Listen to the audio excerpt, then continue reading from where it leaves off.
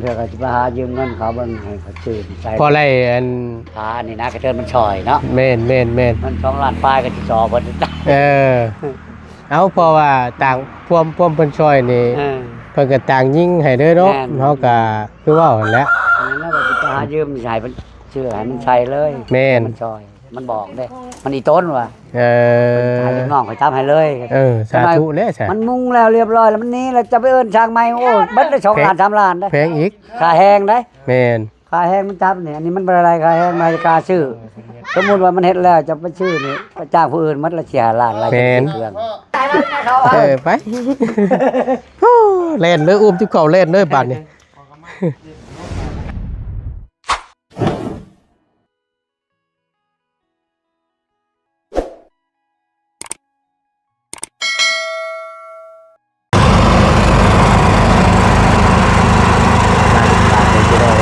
เปิดภาพดูบาร์ตี้เนาะพร้อมกับเสียงจักรเสียงเครื่อง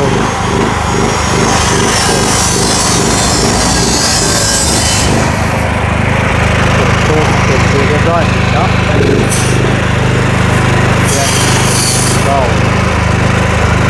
แต่งจริงส่วนใส่เครื่องพันไทยขับไปเลย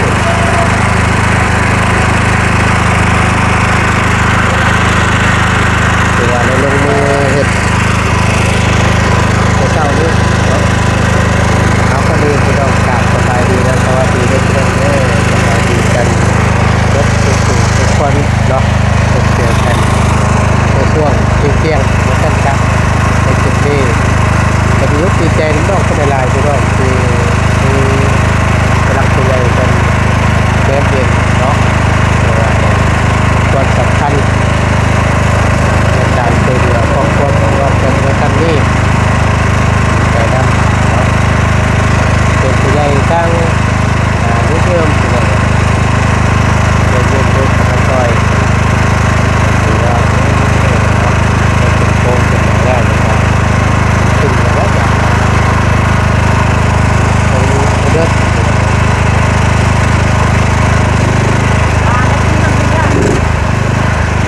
ตัดเลยเนาะเกิดกันไปอย่างได้เด้ที่เราเกิดเป็นก็ได้เมื่อไหร่เดือน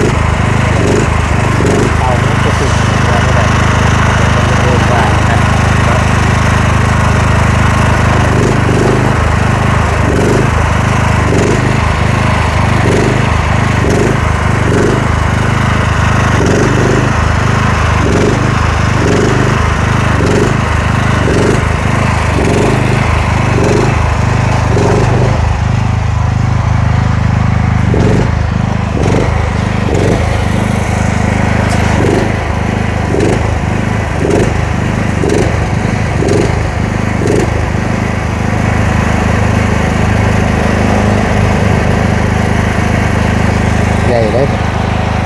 ตึงเลย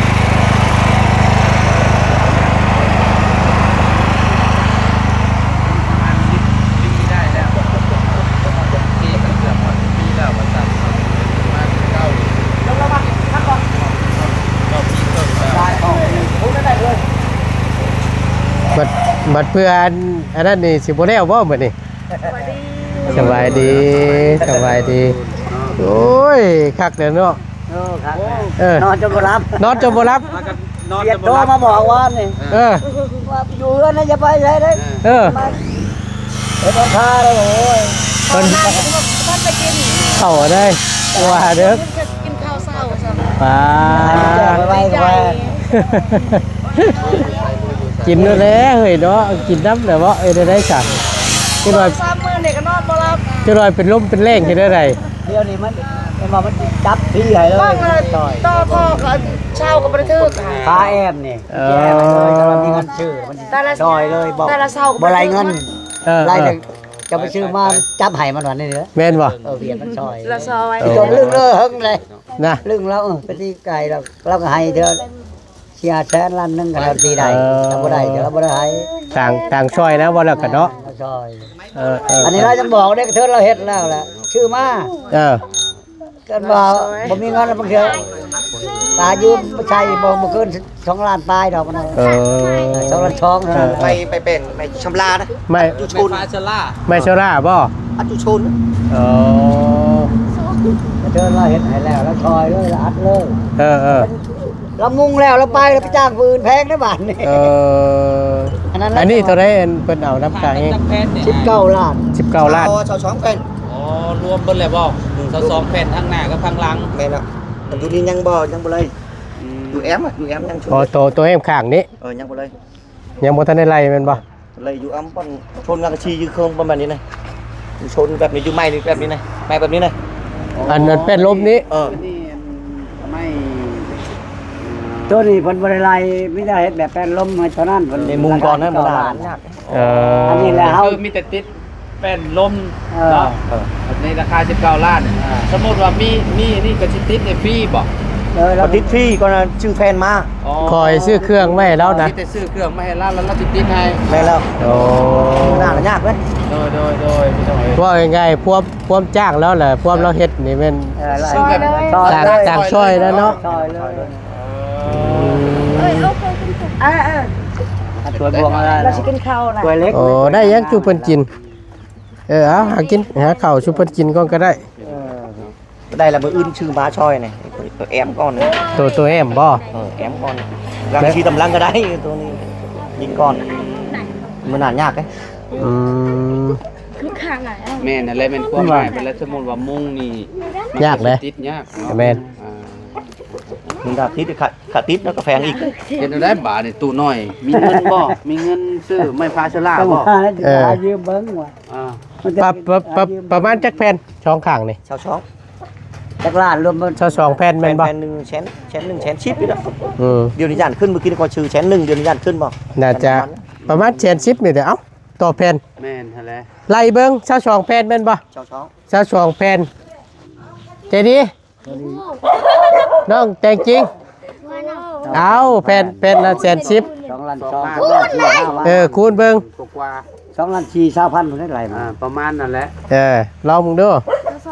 22แผ่น แค่1แสน10 แผ่นหนึ่งตีไปโรดแชนชิป แสนสิบ อันนี้เท่าไรอันนั้นให้กลมๆได้นี่ ในบ้านดงนี่แหละ เนาะ ไม่พาชะ บ้าน ล่า เพื่อนเราขายมีขาย ในเฮือนเราก็มีบ่ มีกระโตนมีอาหาร 2ล้าน4แสน2,000บาท 2ล้าน4แสน เฮือนในเฮือนโปรตู้บ่แม่นเฮือนโปรตู้ในเฮือนเราก็มีเนาะ อันไรผู้เฮ็ดนี่บ่ให้สร้างนี่บ่ ngồi đói mát hơn lấy thịt cho con ăn luôn nhá được ประมาณ2ล้านปลาย còn nhìn phi lại lào đây tròi lào โอ้ต่างช่อยบ่ให้ con đủ chắc ăn đấy โอ้ยสาธุแล้วสัน ô tao kỳ lâu mà 30 ล้านบ่ได้เฮ็ดเนี่ย อันนี้นะ โอ้ยก็ยอมแล้วก็ว่าบนซอยมีที่มานี่ว่า คนจ้างทางลาวที่มาจะเอาคนที่มาแล้วไล่ไปไล่มาแล้วว่าเอาเช้าหากับบุพี่ก็ว่าเช้าก็อาจจะรู้ดีให้แน่เรารู้ให้ล้านนึงอีกมัดเท่านั้นแหละรู้ให้ได้จะ19แล้วบ่ได้ยอมแล้วว่าซอยก็บ่เหลือหยังเพื่อให้สร้างแน่เด้อเราก็บ่เหลือหยังอาน้ำมันว่าแพง เราก็ได้เนาะ ลูกมือนำแน่เนาะ ลูกหมอลู อั ก นนี้เราซอยมัดเมื่อแล้วก็จะไปจ้างทางอื่นก็ได้จ้างได้เท่าจักอีกบัดเนาะจักมีมัดแล้ว เช่า จัก จัก มีมัด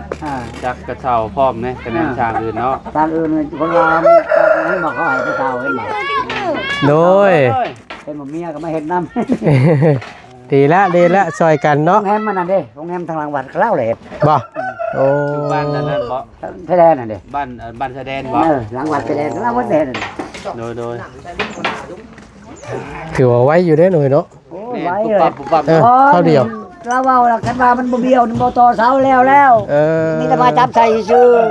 อั อั น น นี้ นี้เสาเขาเห็นบ่ถูก อันนี้เสานี่มันบ่ได้มาตรฐานมันซื่อๆเนาะ มันเสาถึงแล้วเราจับเรียบร้อยเบิด โอ้ เพราะว่าเพิ่นไปเสื่อมมาเรียบร้อยแล้ว อืม เพิ่นไปเฮ็ดโครงมันมา จอดมาแต่บ้านเขาเมืองแสนพุ่น มี อ๋ออันโคกันนี่นะ พวกเขาเอามือเล็กมือจอด เล็ก เนี่ย เพิ่นเอาเมื่อจอดอยู่พุ่นเด้ เอ เอา อ มาจับใส่เลย แต่ก็แน่เอา ต้นเสาเล่าน่ะกันมันมีหูได้เห็นบ่มันต่ำมันสูงเลยเพียงเลย อันนี้ เอาเลยเชิญเชียบ เฮ้ยต้นแทบ เรียบร้อยแล้วเฮาน่ะกินแล้วเอาโดดเพราะว่าง่ายแพงตัวนี้นี่เพิ่นไปเชื่อมอยู่พุ่นเนาะ เวียด โอ้เราเห็นอยู่ลาวมันเบิ่งความอดทนเขาเนาะเห็ดน้อยหนึงเขาก็เห็ดเขาตีไก่ เออ เขาทำร้านเขาตีไก่แล้วลงร้าน เวียดก็เจ้าดุได้ ดูดีเลยเบิ่งน้อยเดียวเขายังเอา แม่น บัดลงบัดตีไก่นี่ร้ายเขาลง ตอนเจ้าไปหา ไกลได้หมอนี่ ใครยังไกลเจ้าใส่ขี่เมา ไก่ เนาะตะกี้ แก่ไงมันลิงนี่มันหาแต่ว่ามันลิง ดินก็นักคือกัน ลิงนักโอ้ไปจับไก่มันมือนั่นแต่กินชีลานมันหายลานนึง เออ หากินข้าวกินน้ำเด้อพี่น้องเด้อเนาะกินข้าวเช้าก่อนเนาะประตูน้อยก็กินข้าวน่ะเด้อจะน้อยเป็นลมก่อนได้เนาะ จำกินกัน พากันกินข้าวนํแน่ ห เฮ้ย อยแล้วหรือเปล่า เห็นว่ากันเลยเนาะ ตื่นเต้นรถโหดฟ้ากั เออ ข้าวดีใจแฮง จนประกาศกินอันเอ็มลอย บ่กล้ากินเอ็มร้อยผู้ เอากินเช้านี่ควรนึงเลยเขาพอจะกินจนมันบิดใส่ เออนึกว่าดีใจจนบ่กล้ากินเอ็มร้อยนะ พอกิน กินอยู่นะ เขาแล้วกินบ่เป็นยัง กินเด้อเด้อ กิน เอาครับไปเลย บ่ได้เด้เห็นว่ากับข้าวน้ำสิบ่กินเนาะเห็นว่ากัน กินเขาแล้วได้ประตู เจ้าสบายดีอาจารย์ กินน้ำแน่ข้าวน้ำจำปลาก็ได้เนาะเห็นว่ากัน ใช่ บ่ได้เด้เป็นลมเป็นเลขมาเฮ็ดได้ได มันก็ยากเลย บ่ นะ ขึ้นยากเลยว่าจะอิ่มนะว่าแล้วกันเนาะ ไปพากันนะกินข้าวก่อนเฮ็ดได้ฉันเข้าใจอยู่ในความรู้สึกเนาะบ่ติแล้วเฮาก็คือกันแหล้ว ความพันนั่นว่ามันสิเลื่อนลอยแล้วมันก็ได้ความจริง ก็ดีใจน้ำเฮาก็ได้ เพราะว่าถ้าว่ารับพักหานี่ก็โอ้ยเนาะอันตัวน้อยเนาะ ซื้อมาขายบ่เบิดเห็นบ่ เพื่อจะเบิดไก่นี่ก็ซื้อกินมันนั่นเลย เพื่อจะได้ แสนหนึงไปตลาดท่านขายหมดปึ๊บไปปั๊บคือแต่เก่าได้อยู่ อันนี้เอามาชาวโตนี่ไปขายได้8โตวันนี่ งาน มันไม่ง่ายยังเหลือสิป้ายนี่ เนาะ เพื่อสิขายหมดนี่ว่าสิไปเช้านี่วันนี้เขาโทรมาเด็ดมัดยางเรียบร้อยว่าสิไปขายอยู่เวียด ผมเข้าไปเด้อติ เพิ่นโทรมาจะพาไปเด้อคนมาจับมาเบิ่งหน่อยแล้วยังว่าได้อยู่แล้วก็ฉันไปขายไก่แล้วนี่ยังค่าอยู่นี่ อยู่ก่อนมื้อนี้ แม่น อยู่อัน บ่มันจับแล้วมันเรียบร้อยก็ยะแล้วมันก็ปลาให้ลูกน้องมันเฮ็ดมันช่วยเบิ่งเพื่อก็สิไปหายืมเงินเขาเบิ่งให้เขาซื้อใส่ พอไรอัน ปลานี่นะกระเทินมันช่อยเนาะ แม่น มัน2ล้านปลายก็สิจอเพิ่น เอาเพราะว่าต่างพวมเพิ่นช่วยนี่เพิ่นก็ต่างยิงให้เด้อเนาะเฮาก็คือว่าหั่นแหละ แล้วก็สิไปหายืมใส่เพิ่นชื่อให้มันใส่เลย แม่น มันช่อยมันบอกเด้มันอีต้นว่ะ ให้ลูกน้องเขาจับให้เลย สาธุแล้วใช่ มันมุงแล้วเรียบร้อยแล้วมันนี้แล้วจะไปเอิ้นช่างใหม่โอ้เบิดได้2ล้าน3ล้านได้ แพงอีก ค่าแห้งได้ แม่น ค่าแห้งมันจับนี่อันนี้มันบ่อะไรค่าแห้งมาค่าชื่อสมมุติว่ามันเฮ็ดแล้วจะไปชื่อนี่ไปจ้างผู้อื่นมันละเสียล้านอะไรจะกินเครื่องกินข้าว ไปกินข้าวก่อนไปกิน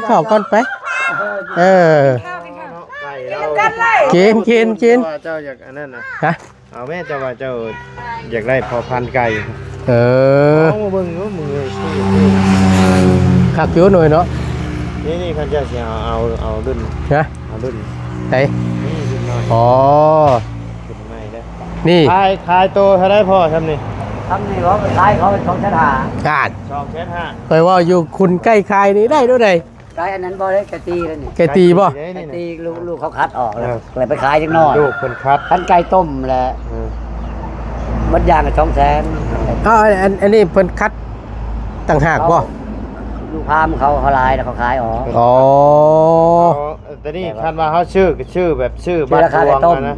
ชื่อบัตรดวงไป เออ ตัว250,000บ่นี่นะ บ่ขายเป็นกะทิขายเป็นกะต้มบ่ฮอด งามมื้อนี้เนาะ ขายถ้าเจ้าขายจะไปขายตัว ขายเล็กน้อยไปส่งให้เขา2,500 เออ ทางว่าท่านได้ไปว่าสิไปมัดนางไปแหละ ผักได้ตัว เพิ่น นี้ มา งามเนาะ มาได้นี่ พม่าบ่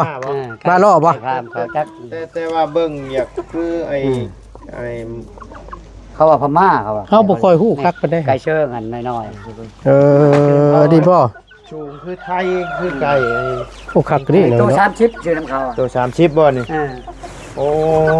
โหตัวนี้น้อยตัว30 โอ้เฮ้ย ฮะ ถ้าชื่อไก่ละขายค่อยว่าเบิ่งคักเลย ฮะ ถ้าชื่อไก่นี่แหละไปขายคือตัวน้อยนี่ บอกแล้ว ไอ้ชื่อของเขาอัน คนเบียดกระเด็นบ่ไก่นี่ โอ้เราลินได้ ไก่ก้อยเด้อเป็น100ล้านเป็น โอ้ ปลายล้านเป็นล้านเนาะ มีอยู่ลูกเด้อลูกมันโตทำน้อยๆขายตัวเท่าไหร่ โอ้ตัว2ล้าน ตัว2ล้าน พวก ตัวธรรมดาประมาณเส้นหนึงตัวตีบ่ครับ เออ เป็น100ล้านเป็นตื้อแล้ว น่ะ ตีได้กินได้เพื่อแล้ว เออ เราลินไก่เห็นไหมเราเห็นอดทนน้อยๆเราเห็น น้อย เราชอยบ่น้ำเราอันพอจะเฮิงแล้วนะตามเราอัน เออ แต่ว่าผมมีปัญญาเห็ด คนไก่ตีธรรมดานี่50เส้นหนึงก็มี เออ ตามเราจะ เป็นไอ้ไก่แซงงอนบ่ของเจ้าน่ะตัวคอโดนๆบ่ แม่นเนาะ โอ้ แพงแน่น ไก่ เนาะ เอ้ยนั่นน่ะนี่ เชื่ออยู่ เรา ประ เค ว่าย ณ ตี นั้นน่ะ อยู่บนของชานเลย อยู่บ้านเฮือนชานนี่บ่ โอ้คักเลขเปล่าแล้วเนาะ คือเพิ่นปิดแต่บ่ได้นี่ปิดถึงเวียนปิดบ่ ปิดอ่ะ เขายังเราอันนอเชื่อ เออหากินเด้อข้าวเด้อกินก่อนกินก่อน เขายังแล้วบ่ อิ่มอยู่บ่ทางนั้น กินแล้วบ่ได้แล้วเนี่ยเขาอ่ะ ไปโอ้เล่นเลยอุ้มทิพเขาเล่นเลยบาดนี้ตุ้มทิพเขาเล่นเลยนะโมติแหละพี่น้องเอ้ยด้วยความดีใจเนาะทางแม่น้องแต่งจริงเพิ่นเพราะว่าไผเนาะทางบ่าวตูนก็เช่นเดียวกันและเนื่องจากว่าความฝันนั่นแหละพี่น้องเอ้ยได้ผู้ได้คนก็แน่นอนแหละเนาะก็อยากมีเฮือนเป็นของเจ้าของแล้วก็ช่วยกันหาช่วยกันเก็บหอมรอมริบจนมาฮอดมือนี้พี่น้องเอ้ยและคล้ายๆแบบคือฝันไปนะพี่น้อง แล้ววันนี้แหละมีผู้ใหญ่เพิ่นได้ชดช่วยมาเนาะจนได้ขึ้นโค้งพ่อมุงนี่ก็โอ้ยโอเคละพี่น้องเอ้ย เลย ดีใจนำ อันนี้เจ้าเอาเมื่อเชื่อมอยู่เพื่อนใช่บ่ แม่นแล้วใครอยู่ในบ่อแห้งอย่างเชือกไฟลายนะ ประมาณจังมื้อ 3 มื้อแล้วมั้ง 3มื้อแล้วเพิ่นเลย คือว่าแล้วเชื่อมอย่างเดียวเนาะเพราะว่า ตัวแดงมันเล็ดแล้วนะมื้ออื่นน่ะมีกังอาชีอะไรนี้ก็ไม่สิมีชาขาก่อน 3มื้อเรียบร้อยเนาะค่าจ้างจักล้าน 19ล้าน 19 ล้าน ครับหลัง19 ต่างช่อยนะเราก็ได้แท้จริง ร ก็ วมทั้งเฉพาะแต่ไอ้เฮ็ดอันนี้นี่บ่ได้รวมทั้งแผ่นมงแผ่นหยังบ่ บ่ก็ครับเป็นคำนี้ เราจะหับแต่ค่ามื้อ19ล้าน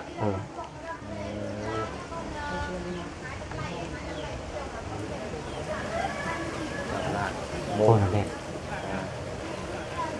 จะมีคนลาวคนเวียดเฮ็ดอันแล้วตัวเช่านะ จอดใดยังบ่ฮู้เฮ็ดแบบใดแบบใด โดย จอดเด้อครับ คนเวียดนี่เฮ็ดเปียกไว้เลยคนเวียดนี่ ฮู้จักเฮ็ดแบบใดตังเงินแบบใดฮู้จักแล้ว มาเบิ่งแป๊บเดียวนะเนาะ ตัวนี้ตัดระบบบ่ทึกตัดเองอยู่คอยกันหลายใบเดียวบ่ได้เลยแค่นั้น ยังสิได้ต่อเด็กขึ้นอีกได้นี่เนาะ เล็กขึ้นนี่พอหมดเพื่อนเลยครับ ต้องได้ต่อแหละเพอมันนั่นเด้ ต่อแน่นเลย แม่น ซื้อ เด็กนี่พอ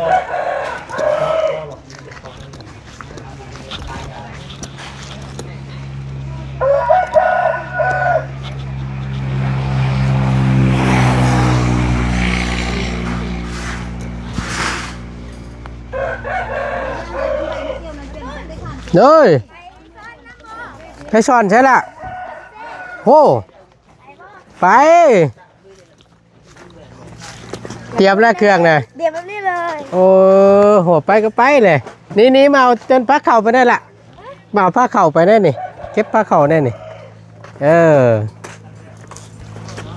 โอเคกินเข่าหากระยาจังสร้างเพิ่นก็ได้เนาะน้องเพิ่นชวนไปช็อตว่าฉันพี่น้องช็อตอยู่เช่ว่าฉันเนาะโอ้ยมีไปในเด้ไปน้ำปาดนี่เอาไปกับไปพี่น้องเลยเดี๋ยวทั้งหมดตนกับสิถือโอกาสถ่ายทำเนาะให้พี่น้องได้เบิ่งนับชมน้ำกันในการที่น้องเพิ่นหาอยู่หากินว่าซั่นซะเนาะไปเดี๋ยวรอเบิ่งรอชมน้ำกันเด้อพี่น้องเด้อว่ามีไผไปน้ำแน่ทางหมดตนขอจบคลิปปิดคลิปก่อนจังใดก็ขอบคุณใดๆเนาะอยู่ดีมีแห้งพี่น้องพบเจอกันคลิปหน้าเด้อพี่น้องเด้อสำหรับคลิปนี้ขอจบคลิปก่อนสบายดีเด้อพี่น้องเด้อ